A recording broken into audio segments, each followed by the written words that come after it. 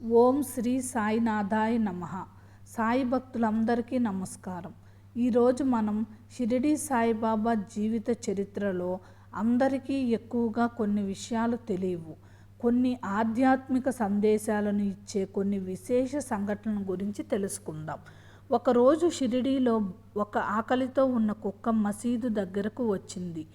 బాబా వద్దకు వచ్చిన ఒక మహిళ తన దగ్గర ఉన్న రొట్టెను ఆ కుక్కకు పెట్టింది.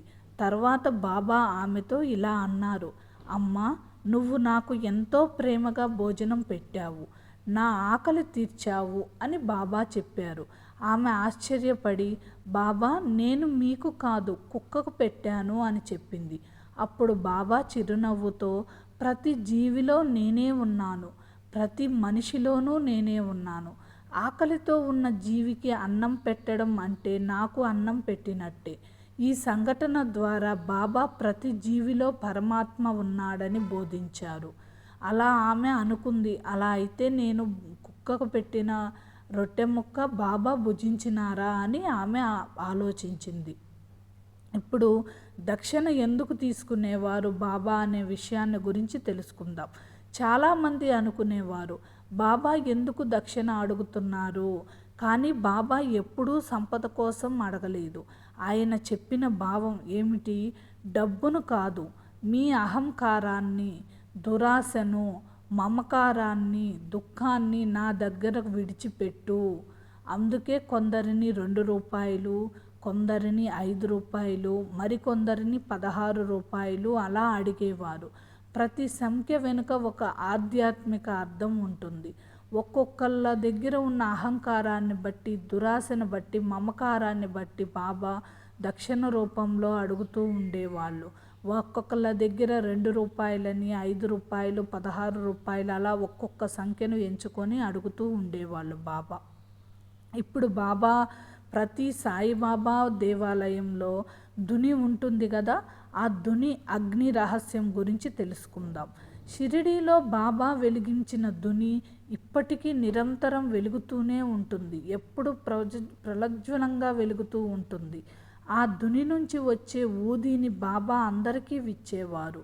బాబా చెప్పిన భావం ఏమిటి ఆ ధుని గురించి అంటే, ఈ శరీరం ఒకరోజు బూడిద అవుతుంది, కానీ ఆత్మ మాత్రం శాశ్వతంగా ఉంటుంది. శరీరం బూడిదవుతుంది, శరీరం ఉండిపోదు మనతోటి, కానీ ఆత్మ మాత్రం శాశ్వతంగా నిలిచిపోతుంది. అందుకే ఊది కేవలం మందు మాత్రమే కాదు, అది భక్తికి గుర్తు, అది విశ్వాసానికి గుర్తు, అది వైరాగ్యానికి గుర్తు అని చెప్పి బాబా మనకు బోధించారు. అలాగే బాబా గోధుమలు చల్లారు కదా, గోధుమలు చల్లిన దాని మహిమ గురించి తెలుసుకుందాం. షిరిడీలో కలరా వ్యాధి వ్యాపించింది, అందరూ భయపడిపోయారు. అప్పుడు బాబా గోధుమలు విసిరి వాటిని గ్రామం సరిహద్దుల్లో చల్లమని చెప్పారు. చాలామందికి అది అర్థం కాలేదు, కానీ కొద్ది రోజులకే వ్యాధి తగ్గిపోయింది. ఈ సంఘటన ద్వారా బాబా ప్రజలలో భయాన్ని తొలగించి భగవంతునిపై విశ్వాసాన్ని పెంచారు. భగవంతుడు కలరా వ్యాధిని, అంటే ఎవరు? సాయిబాబా కలరా వ్యాధిని తరిమి కొట్టడానికి రోడ్లమ్మట జనాల ద్వారానే గోధుమలు విసిరించి మనుషుల ద్వారా రోడ్లమ్మట చల్లించారు. కలరా వ్యాధి మటుమాయం అయిపోయింది షిరిడి గ్రామంలో. అలాగే భక్తుని మనసులోని మాటను గురించి బాబా ఎలా తెలుసుకునేవారో చెప్పుకుందాం ఇప్పుడు. చాలామంది బాబాను పరీక్షించాలని వచ్చేవారు, కానీ వారు ఒక్క మాట కూడా మాట్లాడక ముందే వారి మనసులోని సందేహాన్ని బాబా ఇలాగే చెప్పేసేవారు, వెంటనే ఇట్టే చెప్పేసేవారు. దాంతో వారు ఆశ్చర్యపోయేవారు. ఇతను సాధారణ మనిషి కాదు, ఇతను దైవము. మనం ఏదైనా ఒకటి అనుకొని బాబా దగ్గరకు వస్తే మనకంటే ముందుగానే బాబా, నువ్వు ఇలా అనుకున్నావు, నీ కోరిక తప్పక నెరవేరుతుంది అని మన మనసులోని మాటను బాబా చెప్పేవారు. కాబట్టి బాబా సాధారణమైన మనిషి కాదు, ఒక దైవము అని అందరూ గ్రహించారు. అలాగే బాబా ఇచ్చిన గొప్ప మంత్రం ఏమిటంటే, సాయిబాబా ఎక్కువగా చెప్పిన రెండే రెండు చాలా గొప్ప అద్భుతమైన మాటలు, మన మనస్సుని కరిగించే మాటలు, ఈ ప్రపంచాన్ని మంచిగా నడిపించే మాటలు ఏమిటంటే, శ్రద్ధ సబూరి. శ్రద్ధ అంటే భగవంతునిపై సంపూర్ణ విశ్వాసం. సబూరి అంటే ఓర్పు. బాబా చెప్పేవారు, ఓర్పు ఉన్నవారికి దేవుడు తప్పకుండా ఫలితం ఉంటుంది. ఓర్పు ఉన్నవారికి దేవుడు తప్పకుండా ఫలితం ఇస్తారు. ఓర్పుతో ఉండాలి, విశ్వాసంతో ఉండాలి అని బాబా చెప్పే గొప్ప 2 వాక్యాలు.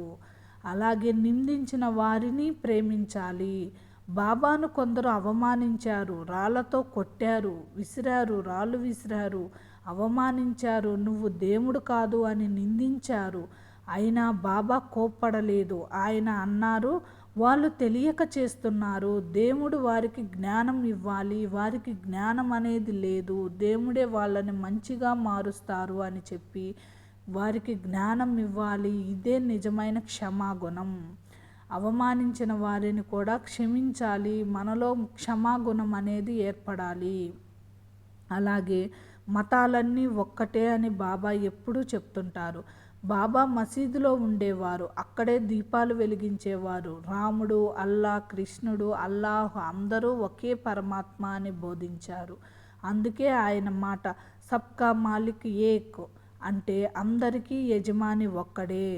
అందరికీ యజమాని ఒక్కడే. యేసు అయినా, క్రీస్తు అయినా, హిందూ అయినా, ముస్లిం అయినా అన్ని మతాలు ఒక్కటే. అందరికీ భగవంతుడు ఒక్కడే. అందరికీ యజమాని ఒక్కడే భగవంతుడు అని ఎప్పుడు బాబా సబ్కా మాలిక్ ఏక్ అని చెప్పి పలుకుతూ ఉంటారు. అలాగే సేవే నిజమైన పూజ. బాబా చెప్పేవారు, ఆలయానికి వెళ్ళడం గొప్పది కానీ ఆకలితో ఉన్నవారికి అన్నం పెట్టడం ఇంకా గొప్ప విషయము. సేవ చేసిన చోటే దేవుడు ఉంటాడని బాబా చెప్తూ ఉండేవారు. అంటే సేవ అంటే అది ఎలాంటి సేవ అయినా సరే, మంచిగా చేసే సేవ. ఆకలితో ఉన్నవారికి అన్నం పెట్టడం, సహాయం చేయటము, ఇబ్బందులో ఉన్నవారికి చేసే సేవ, ఎలాంటి సేవ అయినా సరే మనం చేసే సేవ దేవుడు మనల్ని మెచ్చుకుంటారు, మన జీవితం బాగుంటుంది. అలాగే బాబా ఇంకో విషయం చెప్పారు, ఏమిటంటే బాబా ఎప్పుడూ భక్తుల్ని విడిచిపెట్టరు.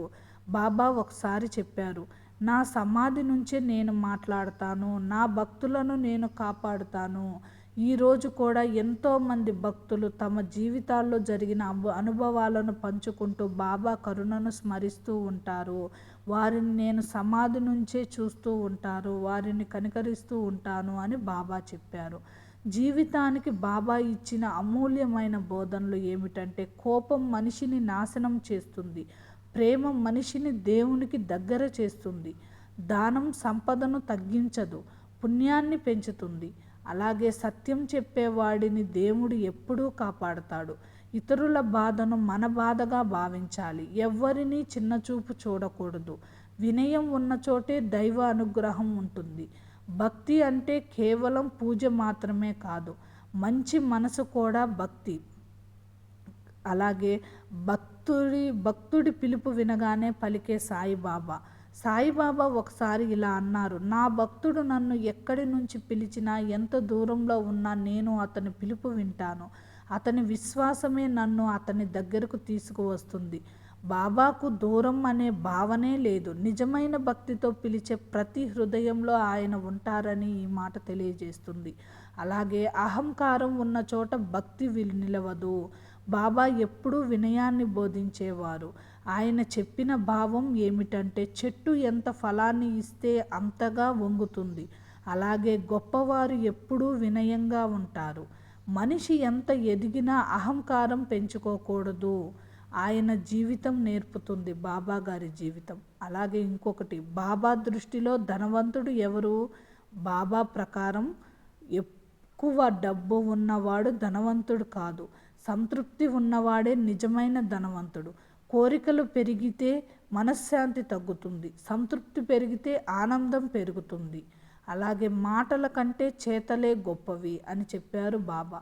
సాయిబాబా ఎక్కువ ఉపన్యాసాలు చేయలేదు, తన జీవితమే ఒక సందేశంగా మార్చుకున్నారు. ఆకలితో ఉన్నవారికి అన్నం పెట్టడం, రోగులను ఆదుకోవడం, పేదలకు సహాయం చేయటం, ఇవే ఆయన నిజమైన బోధనలు. ఎవరో మనల్ని బాధ పెట్టారని జీవితాంతం ద్వేషిస్తే మనశ్శాంతి పోతుంది. బాబా బోధించినది ఏమిటంటే, క్షమించగల హృదయం ఉన్నవారితోనే దేవుడు నివసిస్తాడు. బాబా ఎప్పుడూ అసత్యాన్ని ప్రోత్సహించలేదు. ఆయన చెప్పిన భావం ఏమిటంటే, కొంతకాలం అబద్ధం గెలిచినట్లు కనిపించినా చివరికి గెలిచేది మాత్రం సత్యమే. సత్యానికే విలువెక్కువ. అలాగే మన జీవితంలో వచ్చే ప్రతి సమస్య మనల్ని బలంగా మార్చడానికి వస్తుంది. కష్టాలను శాపంగా కాదు, దేవుడిచ్చిన పాఠంగా చూసుకోవాలి. బాబా స్వయంగా వంట చేసి భక్తులకు భోజనం పెట్టేవారు. ఆకలితో ఉన్న మనిషికి పెట్టిన ఒక ముద్ద అన్నం వేల పూజల కంటే ఎంతో గొప్పది. అలాగే సాయిబాబా జీవితాంతం కేవలం అద్భుతాల సహాయం కాదు, అది ప్రేమకు ప్రతీక, అది కరుణకు నిలయం, అది సేవకు మార్గదర్శకం, అది మానవత్వానికి మహోన్నత ఉదాహరణ. మన హృదయంలో విశ్వాసం, చేతల్లో సేవ, మాటల్లో మాధుర్యం, జీవితంలో సత్యం ఉంటే అదే సాయిబాబాకు మనం సమర్పించే గొప్ప పూజ. ఓం శ్రీ సచ్చిదానంద సమర్థ సద్గురు సాయినాథ్ మహారాజ్ की जय, साईनाथ महाराज की जय।